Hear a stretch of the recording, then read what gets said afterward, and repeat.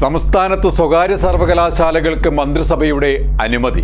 പതിറ്റാണ്ടുകളായി CPM-ഉം അവരുടെ വിദ്യാർത്ഥി വിഭാഗവുമായ SFI-യും ശക്തിയുക്തം എതിർത്തു പോന്ന സ്വകാര്യ സർവകലാശാല സംസ്ഥാനത്ത് യാഥാർത്ഥ്യമാകുന്നു. LDF ഭരണത്തിൽ തന്നെ സർവകലാശാല യാഥാർത്ഥ്യമാകുന്നു എന്നതാണ് ഏറ്റവും കൗതുകകരം. നിയമസഭയുടെ നടപ്പ് ബജറ്റ് സമ്മേളനത്തിൽ ഫെബ്രുവരി 13-ന് ഉന്നത വിദ്യാഭ്യാസ മന്ത്രി ബില്ല് അവതരിപ്പിക്കും. കേരളത്തിൽ നിന്നുള്ള വിദ്യാർത്ഥികൾക്ക് 40% സംവരണമാണ് വെച്ചിരിക്കുന്നത്. പ്രതിപക്ഷം നേരത്തെ തന്നെ സ്വകാര്യ സർവകലാശാല സംസ്ഥാനത്തിന് വേണമെന്ന നിലപാടിലായതിനാൽ LDF-ന്റേത് വൈകിയുദിച്ച വിവേകമെന്നാണ് പ്രതിപക്ഷത്തിന്റെ ഇപ്പോഴത്തെ നിലപാട്.